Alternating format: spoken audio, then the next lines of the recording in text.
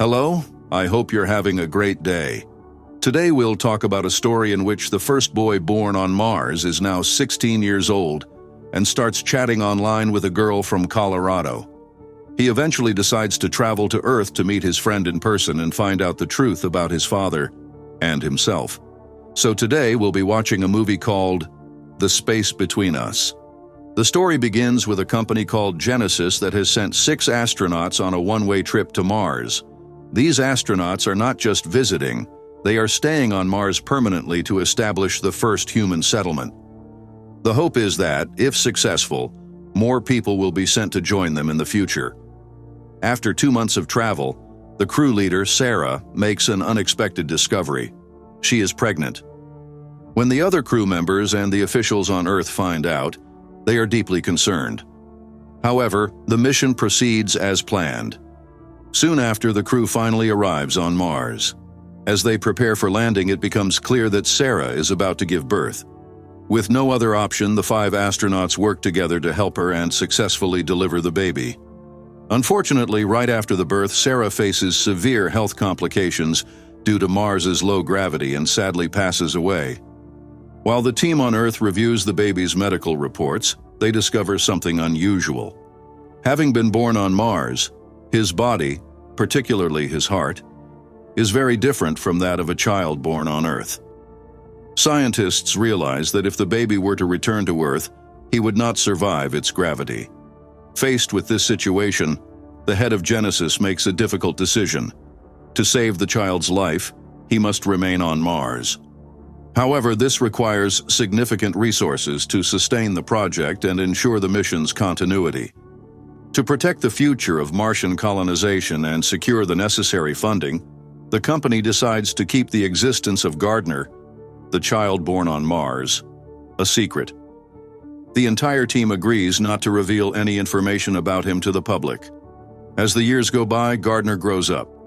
By the time he's 16, he has only met 14 people in his entire life. Despite his limited interactions, Gardner is exceptionally intelligent, partly because he was raised by astronauts and partly due to his naturally sharp mind. Living at the Mars research base, he has always had questions about his past, especially about his parents. He knows nothing about his mother, Sarah, and has no clue who his father is. These unanswered questions weigh heavily on him, but he has no one to turn to. There's a locker at the base that once belonged to his mother, but Gardner doesn't know the code to open it. One day, driven by curiosity and determination, he manages to hack the code and open the locker. Inside, he finds a bag containing a ring and a USB drive. Gardner puts on the ring and connects the USB to the camp's system. Upon opening the files, he finds a video of his mother on a beach with a man. In the video, Sarah laughs and jokes with the man before they both head back home. Gardner assumes that the man is his father and takes a screenshot of his image. Meanwhile, Gardner has been chatting online with a girl from Earth named Tulsa. Tulsa is bold and adventurous, dreaming of living freely and traveling the world. She tells Gardner about her dreams, while he confides in her about his limitations, revealing that he has osteogenesis imperfecta, a condition that weakens his bones and prevents him from leaving Mars. However, Tulsa doesn't believe him. She thinks he's joking and is just a guy living in a tent on Park Avenue in New York. Tulsa, who has no family, constantly moves between foster homes, living with different families for short periods without a stable place to call home. On the other hand, Gardner feels increasingly trapped in his isolated existence on Mars. One day, in a moment of frustration and longing for freedom, he escapes the research center and recklessly drives his vehicle at high speed. Unfortunately, it flips over, leaving him in danger. After the crash, Gardner faces a life-threatening situation when his oxygen supply is disconnected, leaving him breathless. Just in time, Kendra, one of the astronauts who deeply cares for him, arrives and rescues him. She helps him breathe again and takes him back to the research center. Once safe, Kendra asks how he managed to unlock his mother's locker. Gardner casually responds that, having been raised by scientists, he was able to figure out the code. Later, Kendra has a serious conversation with Genesis director, suggesting they should take Gardner to Earth since that's what he truly wants.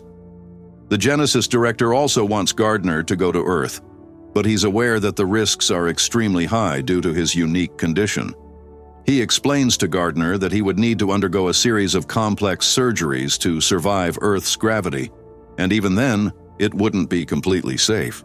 Kendra persuades him, and they finally decide to train Gardner physically and prepare him for the necessary surgeries to make the journey. Gardner undergoes several difficult procedures, but his physical condition gradually improves.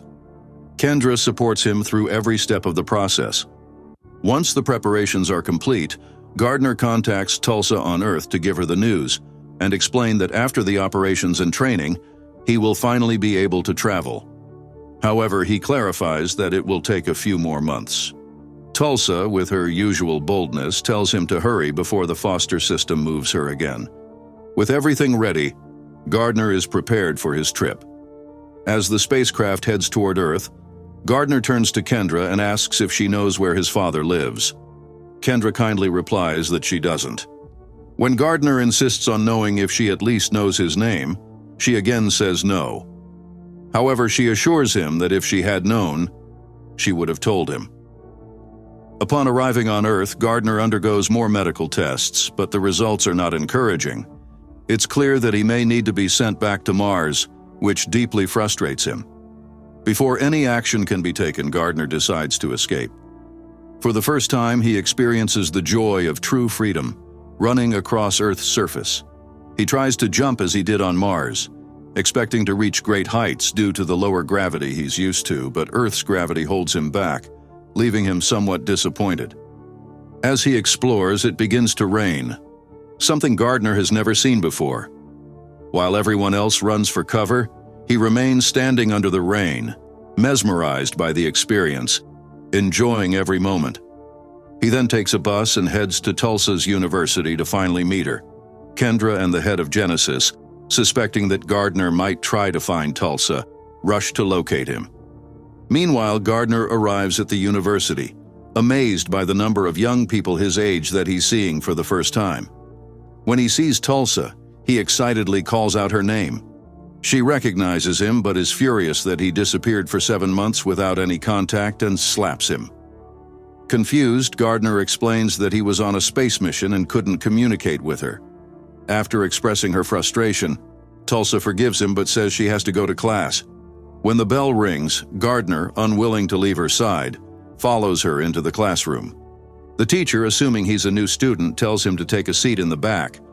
During the lesson, the teacher asks a question about Thomas Edison, and a student incorrectly replies that Edison was a brute. Gardner corrects him, explaining that Edison was responsible for popularizing direct current, while Nikola Tesla invented alternating current. He also mentions that what's questionable about Edison was the way he treated Tesla. Gardner's response impresses the class, which applauds him. Although they don't yet know he was raised by scientists, they're fascinated by his knowledge. After class, Tulsa confronts Gardner, demanding the truth. She asks him where he's really from. Gardner replies, "From Mars." Tulsa laughs, thinking he's joking, but he insists, explaining that his mother died giving birth to him and that he's now on Earth to find his father. He shows her the photo of his father but admits he has no idea where to start. Moved by his honesty, Tulsa agrees to help him. They decide to search for his father together. They head to Tulsa's house to get money for the trip, but the head of Genesis and Kendra, who have been tracking Gardner, arrive to warn him that his health is deteriorating and insist he must return to Mars before it's too late. Determined to find his father, Gardner refuses and runs away. Kendra and the head of Genesis chase after him in a car. Meanwhile, Tulsa shows up with an old helicopter she found near her home. Though she doesn't know how to fly it well, she and Gardner manage to escape. However, during the flight, the helicopter runs out of fuel, leading to a steep descent. Just before it crashes into an old warehouse and causes a massive explosion, they jump and barely escape. Kendra and the Genesis director panic when they witness the explosion, fearing the worst. Soon, however, they discover that Tulsa and Gardner had jumped to safety before the impact. Taking advantage of the confusion, Tulsa and Gardner flee the scene and rent a car to continue their journey. During the trip, Gardner is filled with awe and excitement as he experiences Earth for the first time, marveling at everything around him. On the road, they pass by a horse which frightens Gardner. He's never seen one before. Tulsa laughs at his reaction, and although she's still surprised, she continues to struggle to believe his story about being from Mars. Gardner only has a photo of his father, but no address. However, he still has his mother's ring. When Tulsa searches online for information about the ring, she discovers it's a rare and special wedding ring. The search leads them to the address of the jeweler who designed it, and they decide to travel there in hopes of finding more clues about Gardner's father. Meanwhile, Kendra receives an urgent call from Gardner's doctor. The blood test results are alarming. Gardner's heart is having difficulty adapting to Earth's atmosphere and gravity. The doctor warns that the situation is critical and that Gardner's life is in danger if he doesn't return to Mars soon. Distressed by the news, Kendra and the Genesis director intensify their efforts to find Gardner and Tulsa, fearing for his life. Meanwhile, Gardner and Tulsa are having the time of their lives. As they enjoy their journey together, they buy new clothes, try camping, and continue their adventure unaware of the growing danger. During the trip, their bond deepens, and they become much closer. Eventually, they reach the jeweler who designed Gardner's mother's wedding ring. The jeweler gives them an old receipt that includes an address. Filled with hope, they head to that address. However, during the trip, Gardner's health suddenly deteriorates. His nose begins to bleed, and he collapses unconscious. Alarmed, Tulsa rushes him to the nearest hospital. The doctors, astonished, discover that Gardner's heart is significantly larger than that of an average human, and that his bones have a completely different structure. Understanding the situation, Tulsa realizes that everything Gardner told her about being from Mars is true. His body isn't built to survive Earth's gravity. When Gardner regains consciousness, he urges Tulsa to leave the hospital. Despite her concern, Gardner insists the doctors won't be able to help him and admits that, although he loves Earth and wants to stay, his body doesn't seem to agree. Reluctantly, Tulsa agrees, and they both flee the hospital just before Kendra and the Genesis director arrive. However, by the time they get there, Gardner and Tulsa are already gone. Finally, Tulsa and Gardner arrive at the address provided by the jeweler.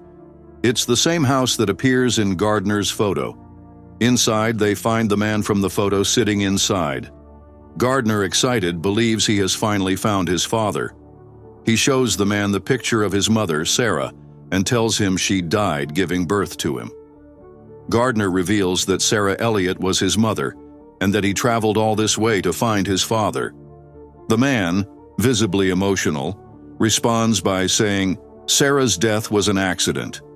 Gardner insists that he's telling the truth and that he is his son. However, instead of embracing him, the man becomes defensive. Overwhelmed by emotion, he tells Gardner to stop and threatens to call the police as he grabs his phone. Tulsa, angry and protective of Gardner, intervenes. She pleads with the man. He doesn't know anyone on this planet. He came all the way here just to find you, and he's dying. The man, clearly overwhelmed, responds, I don't know who you are or why you're doing this, but I'm not his father. Tulsa, confused, asks, Then who are you? Why are you in his photo? The man hesitates for a moment before revealing, Sarah was my sister. Tulsa is shocked by the revelation, and as she looks around, she realizes Gardner has disappeared. She runs outside and sees him walking toward the sea. She shouts, He's not your father, he's your uncle. Gardner, gazing at the ocean, softly replies, It doesn't matter. My mom was here. I can feel her. I didn't choose to be born on Mars, but I can choose the place of my death. Gardner collapses into the water, unconscious. At that moment, Kendra and the head of Genesis arrive. Together, they pull him out of the water, and after a tense struggle, they manage to revive him. The Genesis director, who had remained stoic the entire time, breaks down in tears. Gardner, now awake but weak, looks at him and asks, "What was my mom like?" The man replies through tears, "She was brave, kind, and fearless." Gardner, sensing the truth, says, "You're my father, aren't you?" After a pause, the man nods and admits, "Yes, I am." An ambulance arrives and Gardner is quickly placed inside. They take him to a nearby airport where a special aircraft awaits. The plan is to take Gardner high enough above Earth's gravity to allow his body to stabilize.